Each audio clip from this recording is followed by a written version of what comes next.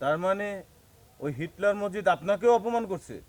হ্যাঁ, ও আমাকে চরম অপমান করেছে। আমাকে বাসা ভাড়া না দিয়ে দিয়েছে অন্য আরেকজনকে। তার মানে হলো ও আপনাকে আঘাত করছে কলিজায় আর আমারে আঘাত করছে মাথায়। হ্যাঁ ভাইয়া, এই জন্য আপনাকে দেখা মাত্রই নির্জনে নিয়ে আসলাম কথা বলার জন্য। আচ্ছা আচ্ছা, বলেন। আমি প্রতিশোধ নিতে চাই মধু ভাই। কিন্তু সেটা তো শক্তি দিয়ে পারবেন না, তাই তাই তাই কি? কৌশলে তাকে সাহায্য করতে হবে, যেমনটা আমি তলে তলে করে যাচ্ছি।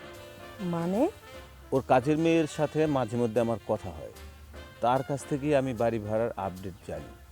যখনই কোনো ভাড়াটিয়া আসতে চায় আমি উল্টাপাল্টা বলে ভাড়াটিয়া বিদায় করে দিই।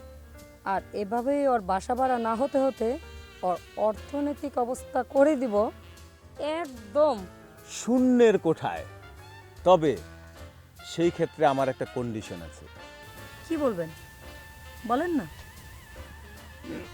বলছি, তার আগে এই আমার হাতে হাত রেখে প্রমিস করতে হবে।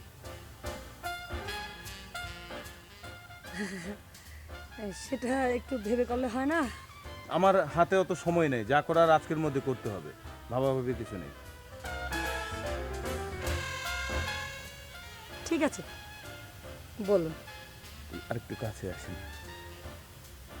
কাছে আসতে হবে? জি।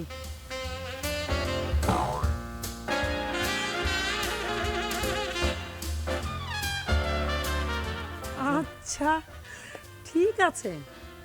আমি আজ রাতেই ওই হিটলার মজিদকে কল করে বাসা থেকে বের করছি।